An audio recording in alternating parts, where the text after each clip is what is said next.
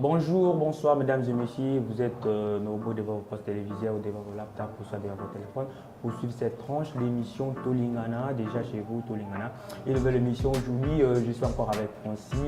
Bonsoir Francis. Bonsoir mon très cher frère. Comment tu te portes aujourd'hui? Je me porte très bien par la grâce de Dieu. Toujours par la grâce de Dieu, Francis se porte très bien. Voilà. Et aujourd'hui pour le même ce soir, nous avons la CAN, puis la République démocratique du Congo nous aura brossé sur la ligne à foot et puis il y aura des faits divers à la fin. Voilà. Pour commencer avec la CAN, nous savons tous depuis le 12 avril 2019, nous avons le résultat des groupes. Voilà, pour le groupe A, là où notre pays, la République démocratique du Congo, c'est tout. Nous avons l'équipe égyptienne, nous avons l'Ouganda et la Zimbabwe. Nous sommes donc un groupe A4. Et puis il y aura juste les deux premiers qui seront qualifiés pour l'étape suivante. Voilà, au niveau du groupe B, nous avons Nigeria, nous avons Guinée, nous avons Madagascar, nous avons Burundi.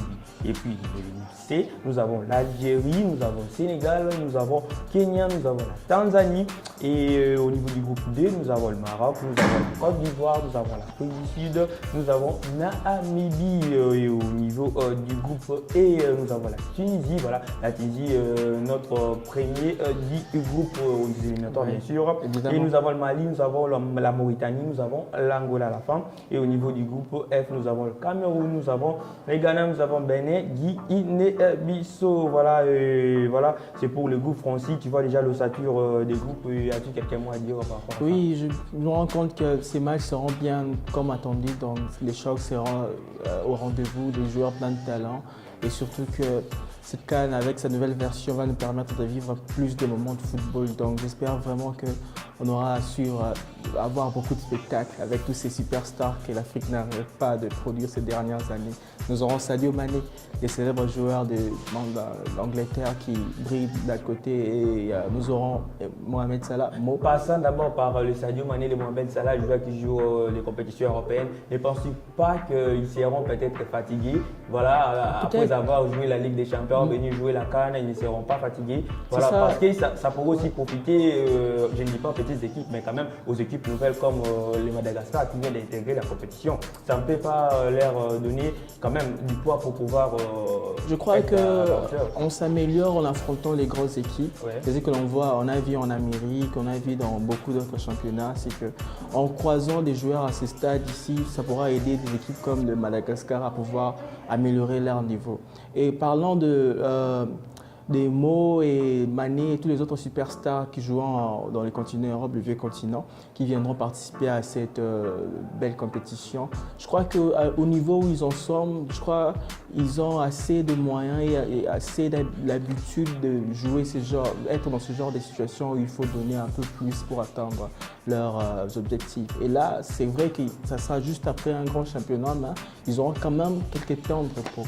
Et je crois que pour des joueurs de ces stades, de ces niveaux-là, une semaine de repos peut produire beaucoup d'efforts à l'avenir. C'est ton avis quand même. Voilà, c'est l'avis des Français. Voilà, on aura rendez-vous le 21 juin. Le 21 juin, on démarre avec la compétition africaine de football, cette 32e édition qui se joue en Égypte. Bien sûr, nous commençons au cœur avec l'équipe égyptienne qui va affronter, bien sûr, notre équipe de la Zimbabwe. Voilà, le premier match.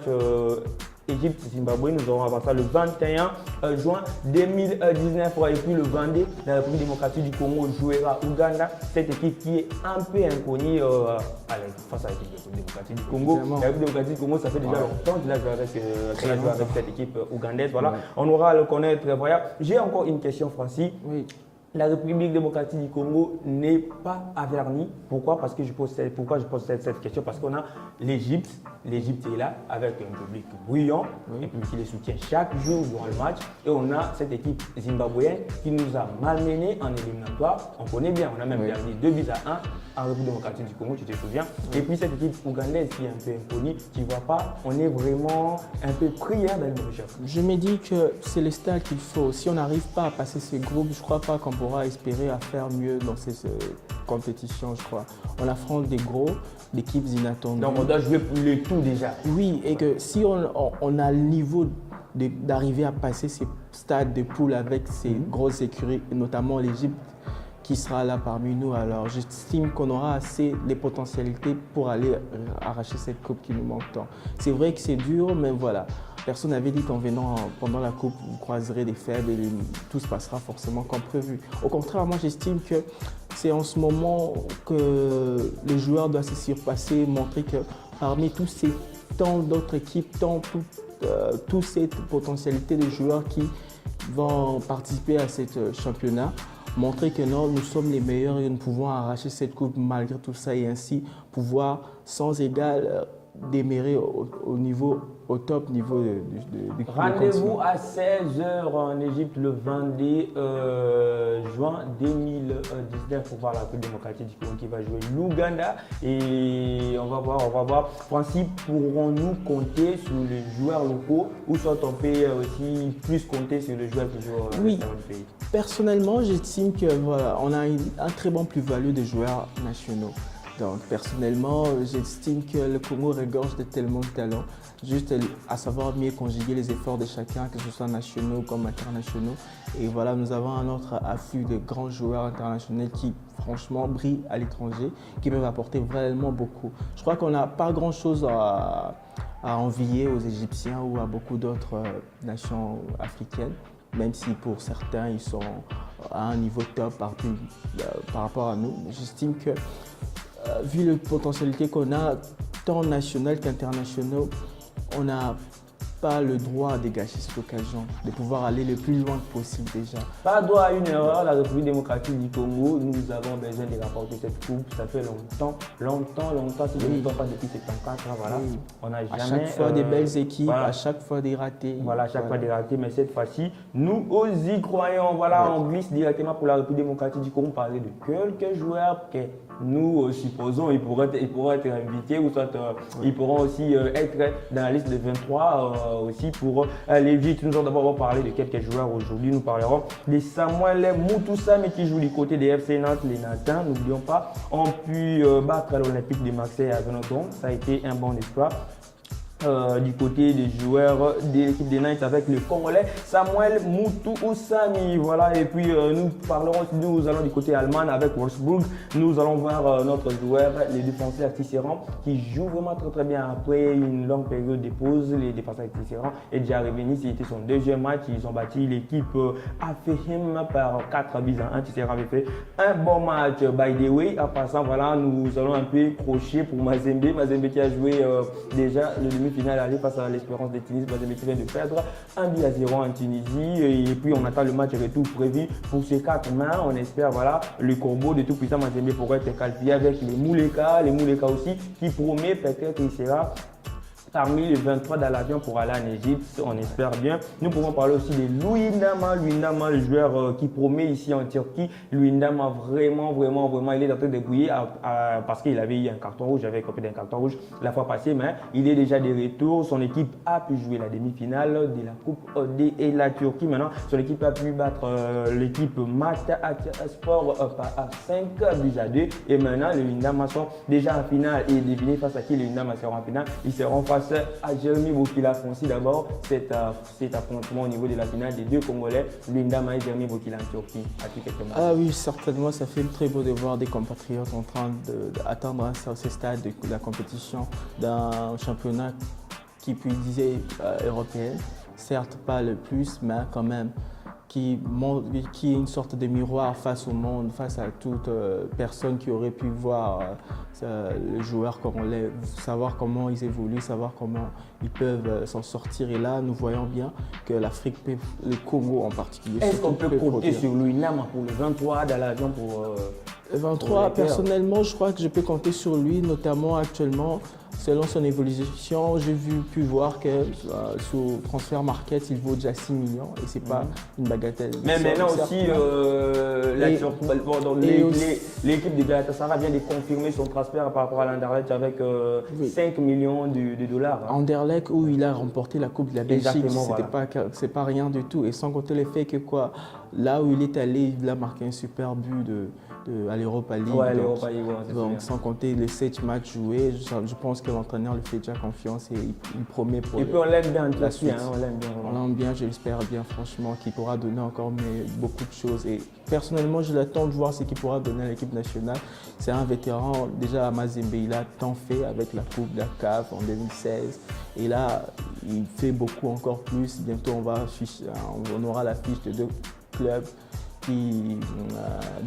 d'un joueur congolais qui peut montrer à la face du monde qu'encore une fois, on peut compter sur le football, le joueur produit par le football congolais. Mais pour cette finale-là, ils sont en D. De l'autre côté, on a Luindama pour Galatasaray. De l'autre côté, on a Jérémy Bokila qui joue très très bien aussi au niveau de la Turquie. Là-bas, Jérémy Bokila, un attaquant congolais, il a vraiment disparu. Ça fait vraiment longtemps qu'on a pu voir Jérémy Bokila avec son doublé. Quand on peut se souvenir en 2015 face à l'équipe du Congo-Brazza. Voilà, Jérémy Bokila avec son pied gauche. Là, on voit comment est-ce qu'il frappe, comment est-ce qu'il se débrouille. Et puis face à la Tunisie, il connaît aussi très bien l'équipe tunisienne, hein, Jérémy Bokila. Voilà, on peut le voir, on sait pas malgré ce jour, il est un peu baissé, mais il est encore revenu, il va jouer la finale, on va encore le voir dans cette Coupe d'études de la Turquie. Jérémy Bokila, tu as quelques mots pour ajouter pour Jérémy Bokila, franchement, je souhaite qu'il revienne à son plus top niveau, je crois. Ouais. L'équipe a besoin de lui et ce qu'il a fait au Congo personnellement, sortir de nulle part pour directement éclater à cette période-là, ça a été un peu dommage de voir que tous ces pépins physiques qu'il a, il brille au niveau de la Turquie, mon cher. Au niveau de la Turquie, oui. Là, je crois qu'il revient,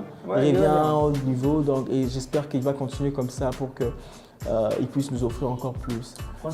Personnellement, je suis content de notre équipe de la Coupe démocratique du Congo parce qu'on a des bons nefs. On a Jérémy Bokila, on a Mbokani. On va revenir sur Mbokani. Lui aussi, vraiment, il fait des beaux matchs ces jours-là. On va revenir sur Mbokani. On a Bokila, on a Mbokani, on a Bakambu. Voilà. On voit vraiment des nefs qu'il faut là parce qu'il faut. Hein. Et puis aussi, les coéquipiers de Mbokani, Jonathan Bolingi Bangui, qui fait aussi des très bons matchs. Voilà, je suis vraiment content de voir nos joueurs. Et on espère vraiment avec cette coupe qui nous échappe. Exactement, voilà. Cher frère. Exactement, cher confrère, parce que le Congo a vraiment besoin de beaucoup plus, je crois, en ce moment. Là, avec l'effectif qu'on a, les internationaux qu'on a, les nationaux qui, franchement, sont au niveau, je crois, on peut rivaliser face à l'Égypte parce que je crois que c'est les plus gros qu'on devra affronter. Donc, je crois que si on arrive à couler l'Égypte ou à essayer de freiner leur marche vers la victoire, on pourra espérer déjà nous en sortir. Et vu les niveaux auxquels on devra faire face, j'espère que tous ces talents qui viennent affluer dans le pays, chez nous, pourront produire beaucoup plus que durant les dernières années. Mouleka aussi, il est là, on va toujours voir. Voilà, encore un autre duel au niveau du milieu du terrain. Magoma en fait, pour tout trésor des retours. Nesken Kebano, Youssouf Moulumbu, voilà, des bons joueurs, on ne sait pas qui sera où. Voilà, Magoma qui vient aussi de marquer à la 56e minute avec son équipe du côté de l'Angleterre. Magoma, il a marqué à la 56e minute et puis il a donné encore une passe décisive vers les derniers quarts d'heure. Voilà, Magoma, il brille du côté de l'Angleterre, peut-être qu'il sera aussi là avec, le milieu défensif, voilà, milieu défensif au milieu offensif, voilà, il joue partout, lui il est le 8, voilà. Ouais. Et on peut espérer qu'il soit là parmi le 23 Congolais qui seront en Égypte, voilà. Et Francis, pour Magoma, as-tu quelques... Magoma, personnellement, je vois que voilà, je crois que c'est l'heure de la maturité, l'heure de produire quelque chose pour le pays. Il s'approche certainement vers l'âge où il devait vraiment atteindre un stade d'expérience, un stade où il devait apporter beaucoup plus dans notre pays. Donc, je crois que c'est une opportunité si on pouvait le sélectionner face à tous ces joueurs plus-values qui viendront, stars, une occasion pour lui de montrer ce qu'il peut faire, qu'il peut s'imposer sur ces milieux de terrain-là en tant que titulaire et essayer de produire. Enfin, tous les efforts doivent être conjugués pour apporter la coupe dans notre pays, les victoires de tous les jours.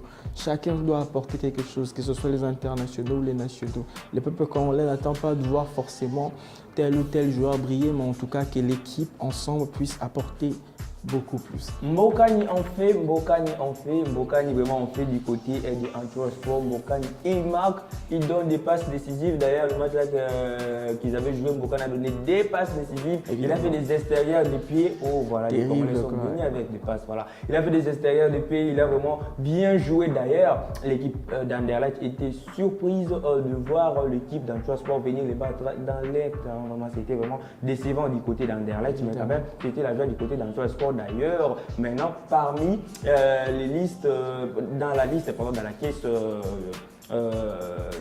l'Anderlecht, on est en train de voir comment est-ce qu'on est en train de cibler déjà des joueurs. Donc, on a déjà aussi pointé Mbokani, peut-être pouvoir revenir du côté d'Anderlecht. Je l'espère. Il le fait souffrir, bien sûr, il peut quand même le recruter. Il était là, il pourrait revenir entre guillemets Mbokani. C'est leur ancien joyeux, donc vers le Royal Antwerp FC, je crois. C'est déjà 28 matchs et 10 buts. Je crois qu'il revient dans un championnat qu'il connaît bien. Beaucoup de passes décisives. Aussi les passes décisives. Moi, personnellement, je souhaite qu'il revienne. Il faut qu'il y ait de la concurrence dans notre équipe nationale, comme ça, pour pouvoir pousser tout le monde à donner son maximum. Et ainsi, avec cette concurrence, essayer de mater certains défauts qui pullulent dans notre équipe nationale souvent. Les moments où il faut marquer, on ne marque pas. Ce qui vient chez l'amour au niveau des équipes, quand on voit Mbokani avec Bolingi et Mpangi, on voit cette coalition-là, on voit que quand Mbokani a les ballons, il cherche Bolingi, quand Bolingi aussi a les ballons, il cherche Mbokani. Et c'est comme ça qu'ils jouent. Ils savent bien de combiner au niveau d'Antra Sport. Et pour on voit leur match, on voit comment est-ce que les joueurs sont au niveau. Et d'ailleurs, on dit un joueur de génie du côté d'Antra Sport, voilà, en Belgique, Mbokani. Il a fait des briller. Voilà, on a hâte de lui voir. Franchement, voilà, on a hâte de voir Mbokani dans cette compétition africaine. Mbokani, voilà. On a hâte de lui voir. Voilà, Francis, nous sommes vraiment à la fin pour la démocratie du Congo. Ouais, juste aller le Congo, aller tout le monde. Alors essayer de conjuguer tous nos efforts pour essayer d'aller le plus loin et surtout donner des spectacles, un peu de sourire et de joie à cette population qui a tant attendu. Cette équipe attend encore plus de cette équipe, donc allez le Congo.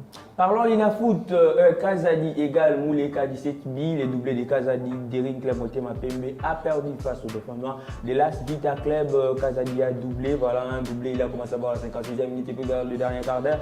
Kazadi a pu doubler, voilà, et 2-1, Imana perd encore le derby. Ouais, encore, on ne sait pas ce qui se passe dernier temps, voilà. Mais je crois que c'était plutôt assez logique vu comment Vita a dû jouer. Certes que Imana a certainement plus les moyens qu'il avait avant avec les joueurs qui sont partis, certains départs. Mais voilà, j'espère qu'avec le temps, il y aura une sorte de renouvellement. Parce que c'est que je plains un peu plus dans ces deux équipes-là. On n'a plus trop, personnellement, je ne vois plus trop cette renouvellement qu'on voyait tant attendu chaque saison, de nouveaux joueurs qui arrivaient, des nouveaux noms. Je crois que le football évolue plus dans un sens où c'est plus l'équipe qui est attendue actuellement.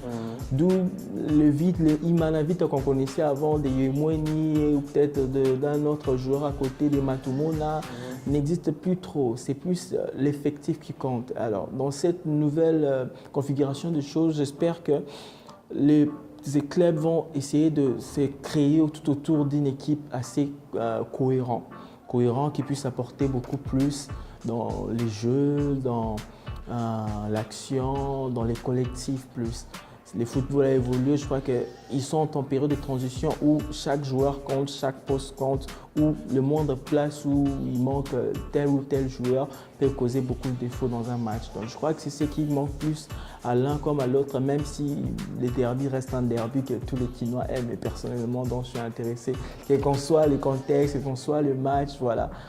On a eu du foot comme Vita Imana, c'était par 2-1 que l'équipe Dauphin Noir, l'As Vita Club, a pu avoir les 3 points et a été en tête de ces classements provisoires bien sûr, avec 74 points. Mais n'oublions pas Mazembe, moi j'appelle Mazembe, je vois Mazembe comme Edge, tu vois, Edge, voilà, il reste d'abord derrière et puis quand il vient, il dépasse, voilà. Mazembe a 5 matchs de retard, n'oublions pas, Vita a 74 points et Mazembe a 5 matchs de retard. On voit déjà 5 matchs de retard, mon cher. Donc quand Mazembe va revenir, on peut voir directement Mazembe champion, mais n'en serons pas étonnés quand même. N'en serons pas étonnés. Voilà, Mazembe a une très bonne équipe. Mouleka, d'ailleurs, j'ai parlé de Mouleka ce soir. Voilà, j'ai parlé de Mouleka.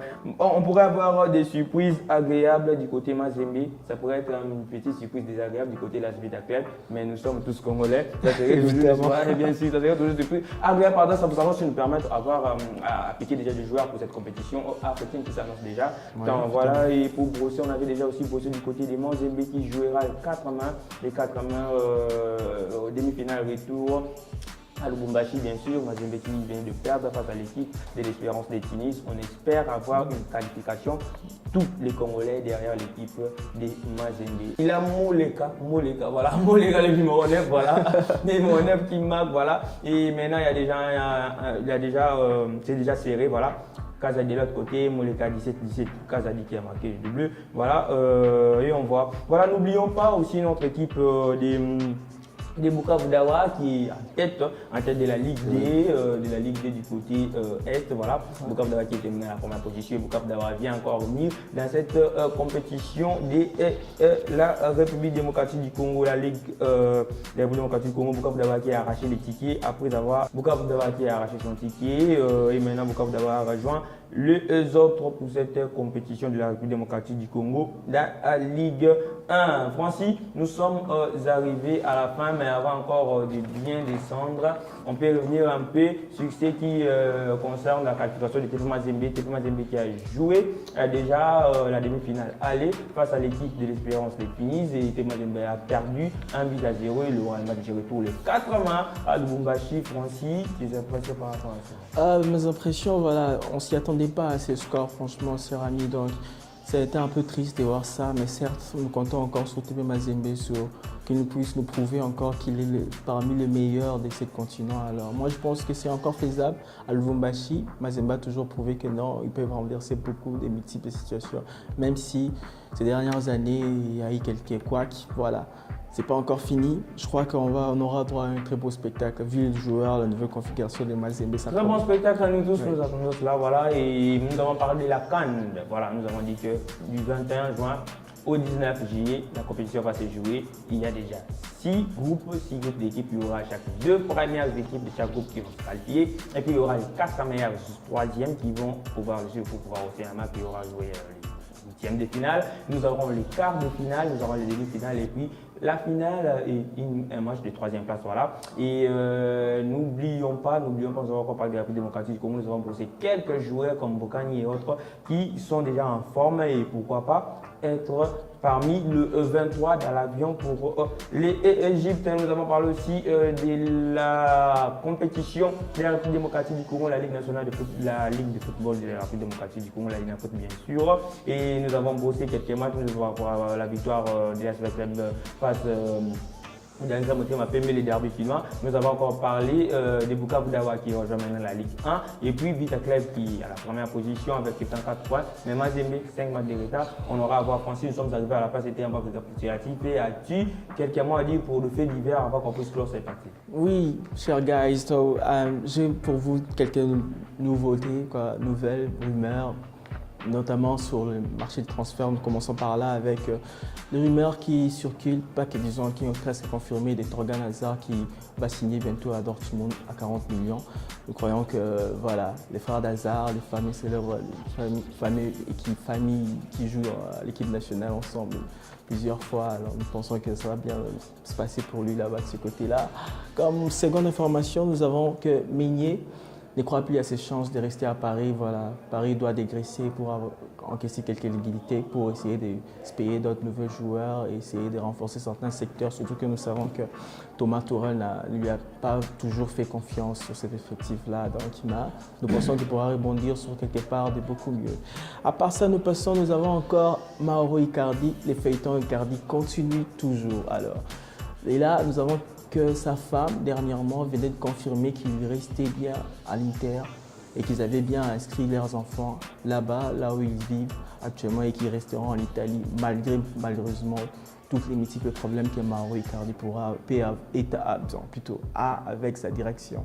Donc, à part ça, nous avons des changements, les nouveaux maillots de la Juve. Vous l'avez vu, mec. Donc, ça paraît plutôt cool pour moi, même s'il y a quelques, disons, quelques fans qui ne l'aiment pas, mais moi je pense que c'est plutôt beau.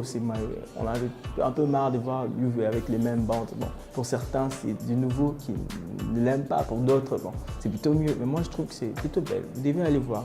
Checkez, vous verrez vous-même.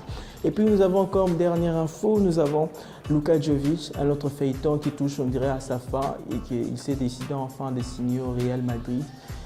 Est-ce que c'est un bon choix? Personnellement, je ne sais pas. Donc, par rapport à toute cette compétitivité qu'il y avait entre plein de clubs, grands clubs européens sur lui, on dirait qu'il se dirige bien vers le Real de Madrid parce que Francfort a bien ouvert ses portes au Real de Madrid et nous espérons qu'il pourra le rejoindre et pourra donner encore un très bon football au sein de la Casablanca. Voilà, c'est la fin de cette rubrique. Alors, restez scotchés, je vous promet de vous amener d'autres nouvelles prochainement. Aussi, fin de cette émission, voilà, vous étiez nombreux de votre déjà pour toute cette tranche d'émission Tolingana, une nouvelle émission déjà chez vous, déjà beaucoup plus suivie actuellement, voilà, Tolingana. Nous vous remercions beaucoup et puis nous avons besoin de vos commentaires et vos conseils parce que ça nous aide tout le temps. Lorsque nous vérifions, nous voyons vos commentaires, tout ça, ça nous aide, ça ajoute aussi en plus pour nous et by the way, à part ça, nous remercions d'abord Dieu Tout-Puissant pour tout ce qu'il est en train de faire pour nous, dans le Dieu. Et puis, Francis, tu peux saluer quelqu'un en fait. Oui, notamment quelqu'un de spécial pour moi, Jeanne Toumbi, je te salue. Et à ma famille, ma mère, Jenny Bokachana, mon père, toute ma famille. Donc, je vous dis merci à vous pour le soutien et tout ce que vous m'accordez, à mes amis d'ici, Lauriane, Maman Ruth, Mavouba, Ketia, nous avons encore Salomon, Wellsdom, Check, mon pote, Joël Loubo, le grand joueur, Gaylor. Voilà, et bon, c'est bon, merci beaucoup. Hein. Et voilà, l'agence One Service Travel, l'agence de base One Service Travel, l'agence de base qui a pu vraiment dédié hein, ceux qui veulent étudier à l'extérieur du pays. Voilà, passer par l'agence One Service Travel avec l'administrateur EDWB, les grands propres bien sûr, mes administrateurs EDWB. Voilà, j'ai remercié aussi ma mère, Maman Louise, mon papa Théo. Et puis je remercie aussi grande sœur de luxe, Yafaïla en Angleterre. Voilà, je remercie Benita Suède. Et puis tout le monde aussi. Gaylor et tout, voilà. Je vous remercie. Rendez-vous le prochain numéro, c'est déjà à bientôt. Hein. Voilà. Merci, nous vous quittons. Bye.